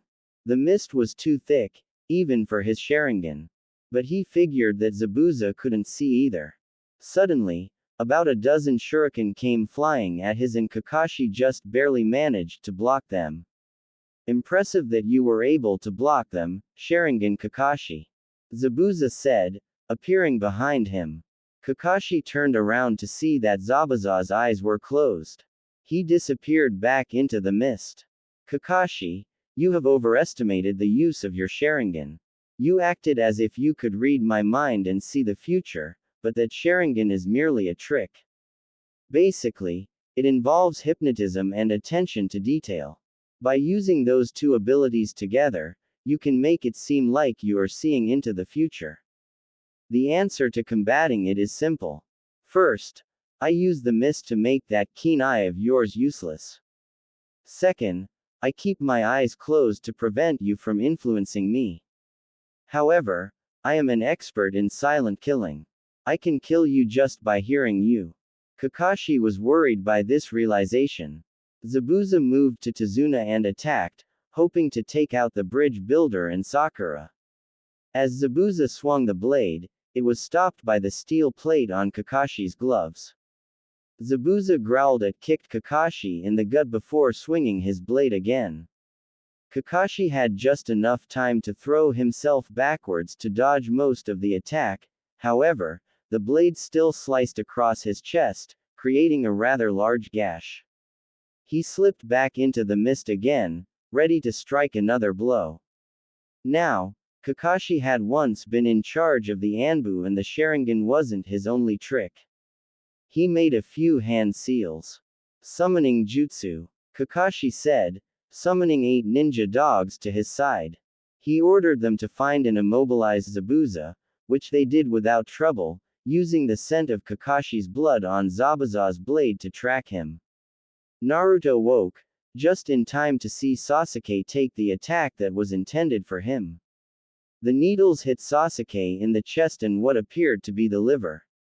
Naruto saw Sasuke fall to his knees, just as a single needle that Sasuke had failed to take hit Naruto in the neck, in roughly the same spot where Zabuza was hit when he was killed a week ago. Naruto slipped into darkness. Naruto awoke again, this time finding himself in a damp sewer, unsure of exactly where he was. He heard growling coming from one direction and his curiosity got the best of him. He turned to find the source of the noise. Soon, he found himself standing in for a large gate. It's about time the two of us met, a strange voice said from behind the bars. Who's there? Asked a startled Naruto. The voice sounded demonic and it sent Naruto falling back onto his. Why don't you take a close look, child, and see, said the voice. A faint light filled the room and Naruto could see what was behind the bars. Why your T the KK Kyuubi no K Kitsune, stuttered Naruto in fear. Yes, and since you're here, that must mean you're in some sort of trouble, the Kyuubi said to Naruto. What do you mean? Naruto said, still trembling in fear. Are you going to kill me? No. Even if I wanted to, the seal on you that keeps me imprisoned in you would prevent me from doing such. If I remember, you were in a battle with a masked man. The fox did his best to conjure an image of what was happening. The thing that shocked Naruto was the image of Sasuke taking the hits for him, saving him, but getting injured in the process. Naruto saw that Sasuke was falling to the ground and feared that Haku had actually managed to kill Sasuke. I can sense that your friend is still alive, but he may not be for long if you just sit there and do nothing like a blundering idiot. I will give you a little bit of my power for now, but there is something I want to discuss with you later. Now go. With that last bark of the Kyuubi, Naruto was forced out of his mindscape. Finding himself in the real world, facing Haku and a dying Sasuke, Naruto instantly felt a surge of power course through his chakra system. The needles that were stuck in him were forced out and any wounds instantly began to heal. Haku looked on in shock as a red aura began to surround Naruto. Naruto caught Sasuke as he was falling to the ground. Afraid that his teammate was dead, Naruto went into a rage, launching himself towards Haku's image in the mirror. With a strike of his fist, Naruto punched Haku in the mirror and sent him flying backwards. The mirror he was in shattered and the dome collapsed with it. Haku managed to barely regain himself, remaining on his feet, but no longer inside any mirror to protect him from the next assault. Unfortunately for him, this next assault, he would not be able to dodge. His mask was cracked and his head was ringing, most likely suffering from some sort of concussion. Naruto's next attack came swift, a strong punch to the chest that sent Haku skidding to the ground. As Naruto moved over to Haku, ready to deliver the finishing blow. As Naruto lashed out at Haku with his fist, the mask crumbled off, revealing the same boy he had met in the forest only a few days ago. Naruto's attack immediately stopped there. He grabbed Haku by the collar of his robe. Why? Demanded Naruto. Why did you kill him? Why are you doing Gato's dirty work? Why? Because I am simply a tool, to be used by someone else, to accomplish their goal, said Haku, breathing deeply. Naruto was disgusted at the words that came out of Haku's mouth, yet he couldn't bring himself to blame Haku for turning out like that. Naruto could see some familiarity in Haku's eyes. He could see loneliness in those eyes. He determined there that Haku must have lived alone until someone came to him with an offer. Hell, Naruto had almost fallen to the tricks that had manipulated Haku when Mizuki asked him to steal the Forbidden Scroll. Don't talk about that crap anymore. You don't have to do anything you don't want to. You're a person, not a tool, don't give me that crap. Shouted Naruto, flaring a little bit more of the demonic chakra already in his system. Perhaps, but it seems like my usefulness is over, said Haku as he pointed into the mist, towards the end of the bridge. Naruto looked over in the direction Haku was pointing. For some reason, he could sense that something was there, something with the intent to kill. Naruto delivered a punch to Haku, enough to knock him unconscious but not enough to kill him as Naruto stormed off towards the source of killing intent. Kakashi was facing Zabuza, who was now immobilized by Kakashi's dogs. Suddenly, He felt a burst of demonic chakra coming from the direction of Naruto. Both he and Zabuza felt it, and Kakashi knew what it was. He was afraid that the Kyuubi had broken through the seal. However, Kakashi realized that the seal had not broken on, only some of the chakra had managed to leak out. He knew he had to end it. I have copied 1000 jutsu Zabuza, but now you will see my one original jutsu, Kakashi said, making a few hand seals. Suddenly, a mass of lightning appeared in Kakashi's hand. Raiden. Reikiri. Kakashi said as he dashed towards Zabuza, intending to kill him with his lightning blade. As Kakashi thrust his hand towards Zabuza, it was intercepted by the most unexpected turn of events. Some man had come flying out of nowhere, crashing into Kakashi's charged hand, taking the Reikiri to his gut. Zabuza looked over at his stroke of just pure dumb luck and realized that man was one of Gado's. Kakashi, release me so I can dispel the mist and we can get a better look at what is going on, said Zabuza. Of course, Kakashi didn't buy it. And why should I? Kakashi asked. The minute I do that, you're either going to resume attacking me or try and kill Tazuna. That man is one of Gado's. Haku and I suspected Gado would try to double-cross us, and we were planning on killing him after we were done here. If one of his men are here, then that only means that there are more of him here. I just need my arms to get rid of the mist, explained Zabuza. Kakashi thought. Fine, but try anything and the next Reikiri will be going straight through your head, threatened Kakashi. He ordered the dogs restraining Zabuza's arms to let go, and Zabuza did as he said he would, release the mist. Once the mist cleared, Kakashi could see what was going on. There was a group of roughly 50 to 60 thugs on the far end of the bridge and Naruto beating up one who was unfortunate enough to get too far ahead. Sasuke! Shouted Sakura as she ran to where Sasuke was lying on the ground. There was a faint pulse and she began carefully removing the Senbon from the Uchiha pincushion. Zabuza looked over at the battered Haku on the ground and his cold exterior began to melt. Now realizing that the rest of Gado's men could see him, Naruto retreated back to where the rest of the team was.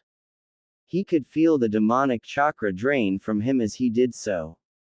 So they are not dead yet, how disappointing, Gado called out, looking at the exhausted ninja standing in front of him. Why are you here? Zabuza asked. It's simple. I actually planned to do this from the start. I'm here to kill you, Gado claimed. It's what I do. I hire missing ninja to do my work. They are done, I kill them so that I don't have to pay them. Nice plan, don't you think? The only problem is you. PFF'd.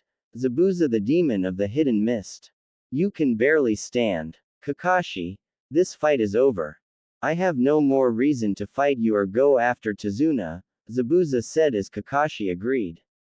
Gado walked over to Haku, who was lying unconscious on the ground just in front of the rest of the ninja, and began beating on the unconscious body.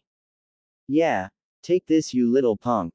This is what you get for breaking my arm, shouted Gado. He then pulled out a blade from his side. PHF'd. This is what happens to a worthless tool of mine. Naruto tried to rush to save Haku, only to be held back by Zabuza himself. What are you doing? Shouted Naruto. Can't you see that he's going to kill Haku? Don't you even care just a little bit? He's done everything for you and you've done nothing but look at him as a tool. He's more than just that, you can. Stop, kid, said Zabuza, tears rolling down his face. I know what I need to do. Can I borrow a kunai? Naruto nodded and handed Zabuza one of his knives. Zabuza instantly disappeared and repapered behind Gado, driving the kunai into the back of Gado's skull. You sick, disgusting man. Get away from him, said Zabuza as Gado dropped to the ground, dead. He then picked up the battered Haku and retreated back to where Kakashi and Team 7 were. Hey, you killed our meal ticket. the group of thugs said as they charged the ninja. Kill them. Suddenly, arrows came flying out of some still lingering mist and killed most of the bandits. If you come any further, the citizens of this island will kill you. Inari shouted with all the villagers standing behind him. Inari. Naruto called out. A hero shows up at the last second, right? Inari said, returning a smile to Naruto. To give the thugs one last push to flee, Naruto made about 3 dozen clones while Kakashi did the same, although Kakashi's weren't all shadow clones. The thugs fled the island, the villagers had won their village back. Sasuke. Sakura shouted out in delight as Sasuke opened his eyes. UHG. Sakura, you're heavy, Sasuke responded weakly. Sakura began to cry and soon gave Sasuke a big hug. Sakura, that hurts, Sasuke said. He still had a few needles in him. What about Naruto and that masked kid? Sakura pointed to them and Sasuke saw Zabuza supporting a weak Haku. Why are they not fighting? Gato broke his deal and they are no longer enemies, Sakura said. Naruto turned around and realized that Sasuke was alright. Kakashi then turned to Zabuza. So what are you going to do now? Kakashi asked Zabuza. Right now, I don't really know, Zabuza responded. Naruto then came up to them and began acting like the idiot everyone knew and loved. Hey Kakashi-sensei, can they come back to the village with us? Naruto asked. He then turned to Zabuza. You guys could stop running and start a new life again. Hell, you could even become ninja of our village. You really are an idiot kid, said Zabuza. However, there was something about that appealed to Zabuza. He never imagined himself settling down again after leaving Kiri, but Haku, perhaps the boy could use some rest. To be honest, I would actually like that, but I am a missing nin and an A- rank criminal. I would just go back to either imprisonment or death. Kakashi-sensei, can't you do anything about that? You're pretty high up, Naruto said. Kakashi figured he would regret this later. For your good work, I can send a message to the Hokage about this, Kakashi said, turning to a surprised Zabuza. Based on the condition of everyone, we will be here at least another week. I will send word to the Hokage, telling him of your intentions. Do realize that if you are given a chance, you will have to undergo extensive analysis to ensure that you mean no harm to the village. Zabuza thought to himself for a moment. Well, if there seems to be a chance, it would be a nice change. Even Sasuke was happy with this. If they come to the village, then that will give him an opportunity for a rematch with Haku. With that, everyone returned to the village to recover. Haku regained conscious, but was groggy and Sasuke was still sore from being a human pincushion. As Kakashi said, they would be there for at least another week and a week's worth of rest was much needed. The following day, Naruto found a quiet place out in the forest to sit down. There was still something he had to do after yesterday. He began meditating, hoping to get into contact with the Kyuubi inside him. Well, it seems as if you still want to talk, the fox said. I figured I would at least hear you out. So what is it you want? Naruto responded. I want to make an offer with you, Kit. The fox said. And I suggest you listen before you go blowing your mouth off like you normally do. What do you mean? Naruto asked, trying to restrain himself from the fox's obvious taunt. To understand where I'm going with this, you need to understand my past, explained the Kyuubi. I am one of the 9-tailed beasts that came into existence over 1,000 years ago. During that time, you humans have attempted to gain control of our powers and use us as tools. We, on the other hand, wanted nothing to do with you and minded our own business. Slowly, you humans managed to seal us inside yourselves, inventing the idea of a Jinchuriki. What's a tailed beast? And what's a Jinchuriki? Asked Naruto. Sadly, The Kyuubi knew the kid was going to start asking questions like that. However, he couldn't help but drop his head. As I said, I am a tailed beast. There are 9 of us in existence. We are demons who are classified by the number of tails we have, starting from the Ikibi, 1 tails, and ending at myself, the Kyuubi, 9 tails.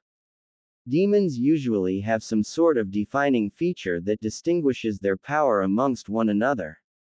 For tailed beasts, it is the number of tails we have. Since I am the Kyuubi, I am the most powerful of the tailed beasts. You with me so far? Naruto nodded, indicating that he understood what a tailed beast was, at least to an extent. Now, as for Jinchuriki, let's just say that is what you are. What are you talking about? I'm a ninja and a person, not a Jinchuriki, whatever that is, replied Naruto. It doesn't matter if you are a puny human. A Jinchuriki is a human who has a demon sealed inside them, explained the Kyuubi. So that means you are sealed inside me, realized Naruto. You're starting to catch on, Kit. Now don't interrupt me for a bit and listen to the next part of my story, said the Kyuubi. Now, being the most powerful of the tailed beasts, I was able to remain free from being sealed the longest. Humans had attempted to capture me, like that pair of weaklings that I ate, but failed. It wasn't until that man came along and used his accursed Sharingan to trap me in some sort of genjutsu which he used to control my actions. Sharingan. You mean like Kakashi-sensei and Sasuke? Asked Naruto, interrupting the fox's story. The fox growled at Naruto for interrupting him. Yes, like the eyes your teacher and that other brat you're with have. However, this man's eyes were much colder and much more powerful. He used them to manipulate me into attacking your village almost 100 years ago. With my power, he fought against your Hokage and lost. As a result, I was finally sealed into a human. For the next 88 years, I was sealed inside a Jinchuriki, trying my hardest to escape, but no luck. Escape? But why? Asked Naruto. What can I say? I don't like being trapped in a cage, responded the fox. It was almost 12 years ago that I finally escaped. However, He was there, waiting. I thought he was dead, but that insolent cockroach came crawling back to me. Hold on, said Naruto. His interruptions were irritating the fox even more. Who is he? The Kyuubi growled a bit, letting out some of his killing intent. Madara Uchiha. Madara Uchiha. I've heard that name before, but where? Asked Naruto. The Kyuubi explained to Naruto that he probably heard it during class as the battle between Harashima Senju, the Shadaime Hokage, and Madara Uchiha was one of the biggest pieces of Konoha history. Naruto nodded his head and told the fox that was probably the one lecture that he had not slept through. But wait, Uchiha, does that mean Sasuke is? Yes, that little Uchiha brat on your team is most likely a descendant of Madara Uchiha. However, Madara abandoned his clan in search of power, me. He was bitter at the fact that his rival, the Shadaime Hokage, had received the position of Hokage instead of him, so he left the village. A few years later, he returned to destroy the village using my power. After that, I thought he was dead and I was finally done with that insolent bastard. However, I was wrong. Like I told you, he was the one who freed me from my Jinchuriki vessel 12 years ago. Before I could even take a free breath, he had me under his control. By the time his control ended and I had a free mind again, I was already being sealed into you by that other bastard, the Yondaime Hokage. Hey, don't insult the Yondaime like that, said Naruto. However, there was something he wanted to know. But, why me? Why did he seal you into me?